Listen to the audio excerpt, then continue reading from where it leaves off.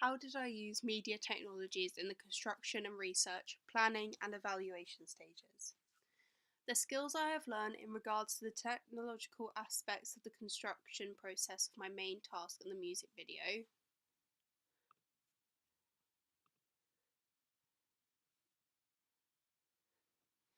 and the ancillaries and promotional posters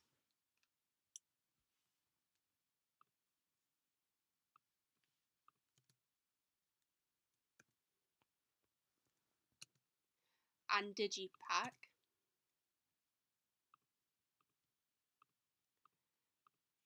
will be discussed in this video. I've split the technologies into 4 components: research technologies, planning technologies, construction technologies and evaluation technologies, which will be included in the question 4 page on my website. To begin construction task, I had to learn how to use video editing software. Therefore, to do so, I started off by using the iMovie software on Apple Mac devices. For my preliminary task,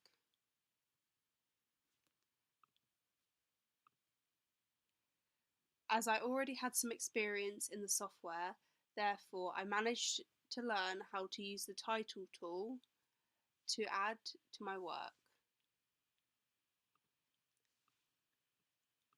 I also use the speed tool to speed clips up and slow them down.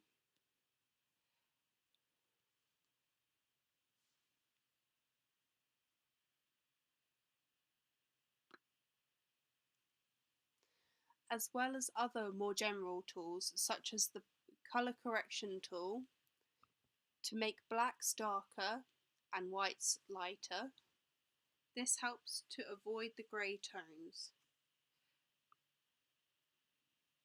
and to make a product look more professional, as well as add the black and white filter to begin with.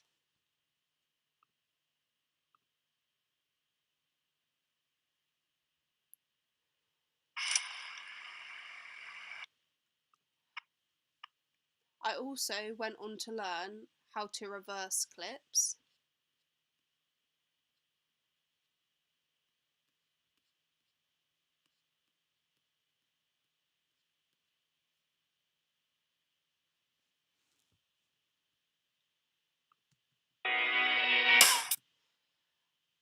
increase sound,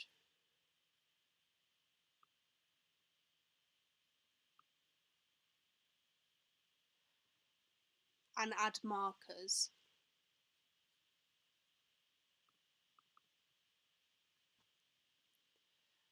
So it is easier to navigate as you edit. And finally, how to export to the highest quality.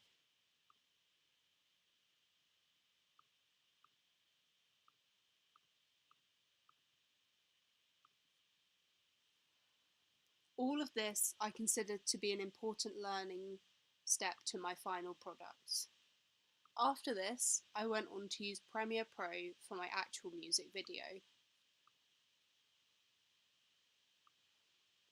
in which I used my prior knowledge from my iMovie preliminary task and applied this with some concepts being similar. As I was learning this software from scratch, I did struggle to get to grips with it, but as my partner Tiff already had knowledge of the subject, as she chose to use Premiere to edit our preliminary, she helped me with this learning process. I learned how to use the more basic tools of the software first. How to cut clips, use different layers and hide these,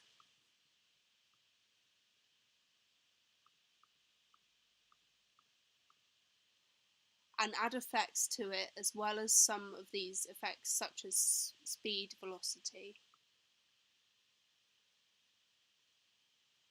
After this, I went out to experiment with the software by myself. I found this highly rewarding as I discovered more and more. I learned how to add title and font of my choice,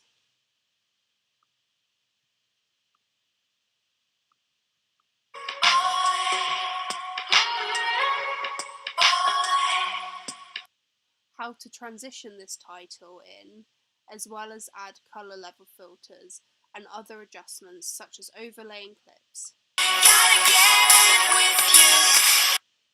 This can be seen in my music video.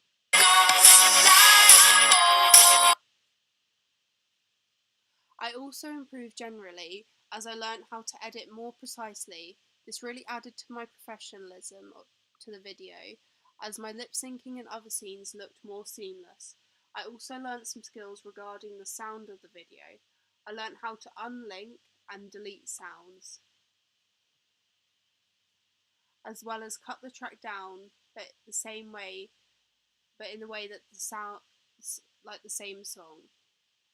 For my ancillaries, I used the software Photoshop. First of all, I had to create the documents in a specific way. For my posters, I had to edit the documents to an A4 rectangular size so they conformed to the promotional poster conventional measurements. This was also suggested by audience feedback. I also used a similar process for my digipack, using dual case measurements as the canvas size for my document. I learned how to do this process by experimenting with the document proportions and settings. I had used these skills before prior to this on my last year's coursework magazine pages.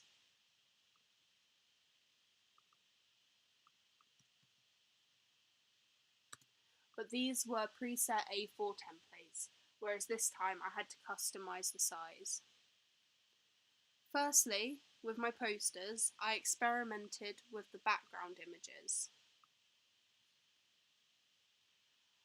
as I could not decide which images were the most appropriate.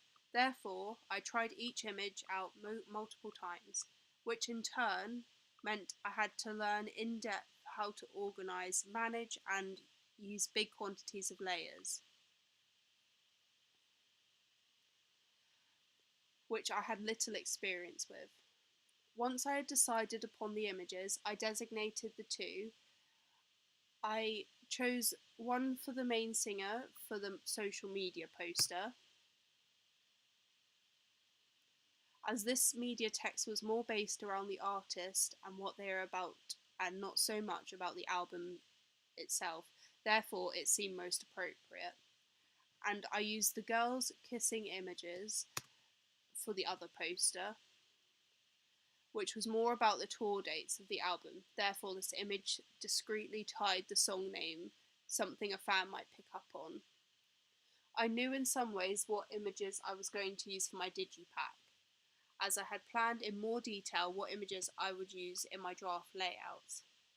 After selecting my 7 images, again similar to the posters, I designated these to each side of the digipack.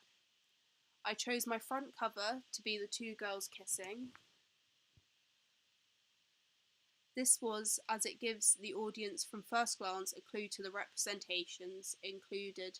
Therefore, this might attract the group which are being represented, as they can identify with the product. And as there isn't much representation of homosexual sexuality in mass media, this adds to a unique selling point to my product. I chose the singer for the back cover, as this again is more based around the heavier textual information, and all tracks, therefore a picture of the 2 girls kissing would be less appropriate. I chose to use these 2 images again in the digipack, as it adds to the visual link posters and also to the video, as we see similar cinematography used.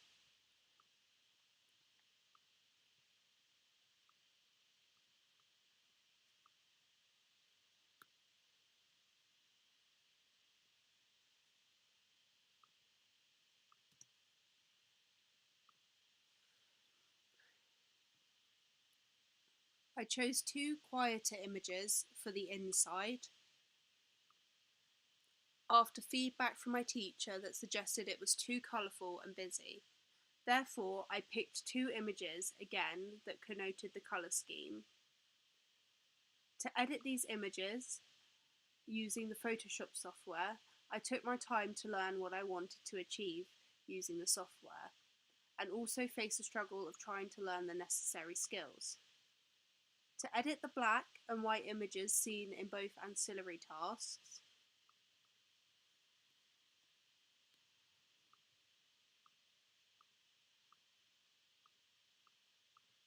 I learn and use the hue and saturation adjustment layer.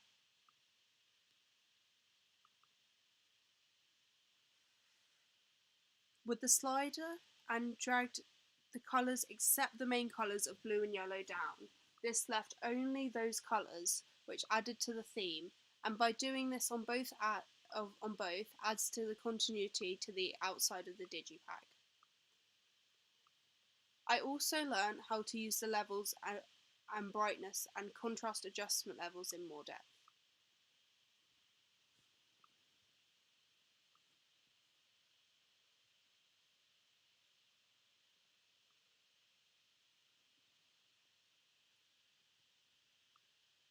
This helped me to add more depth to my images and make it more professional looking. I also learned how to use the colour balance tool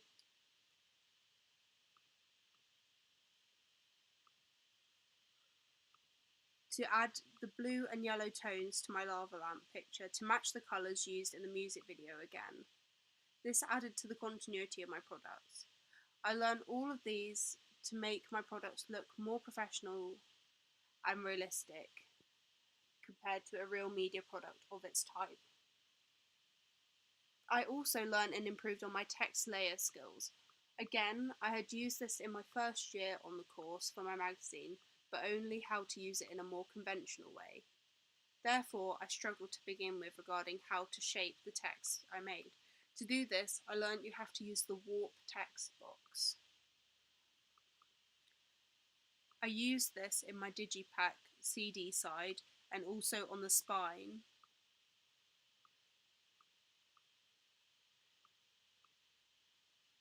to turn the text around.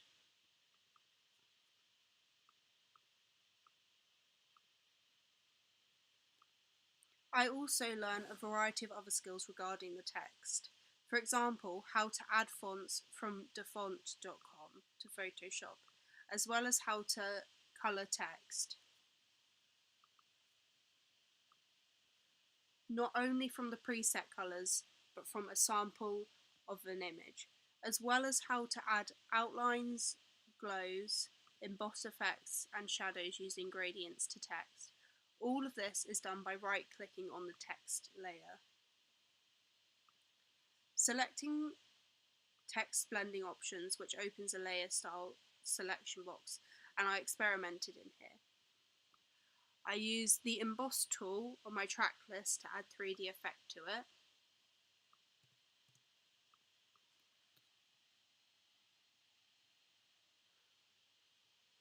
I used stroke to add an outline to all text used. This added definition to the image and helped it not be drowned out by background images. I learnt how to change the outline colours, also to oppose the text colours against it to help it stand out. How to use the inner shadow to give this gradient effect in the Girls Like Girls title.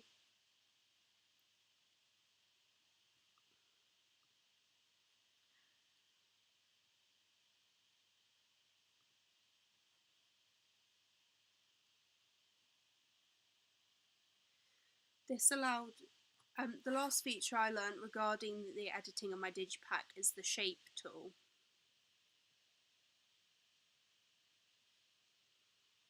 This allowed me to create outline boxes around my digipack text.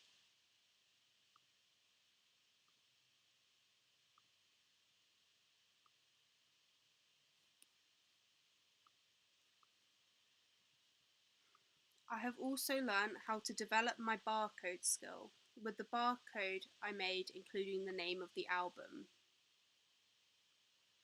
After completing the digipack components, I learned how to put them all together. To do so, I opened a template of a folded digipack design,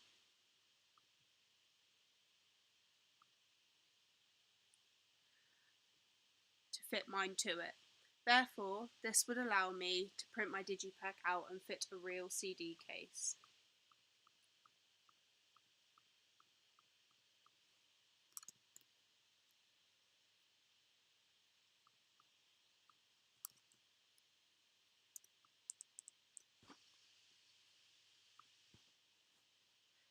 In regards to the editing process of my poster ancillary tasks, they follow the same learning process, mainly as the digipack with a couple of extras. For the poster, the biggest skill I learnt was how to overlay.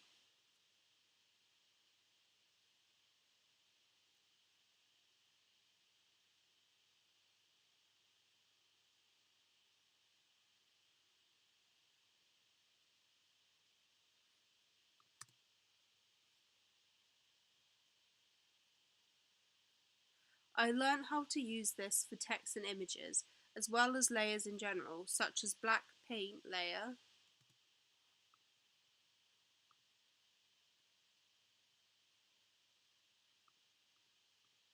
on my tour poster, and how which overlay you pick affects the appearance of it.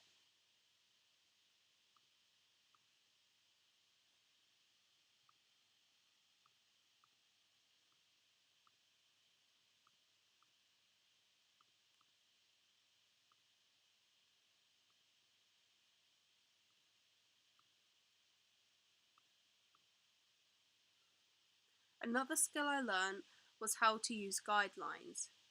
This allows you to keep text structure organised and in line, rather, um, rather than adding to the professionalism of the text and products overall. These posters are highly improved from my last year's poster products I included on my magazine.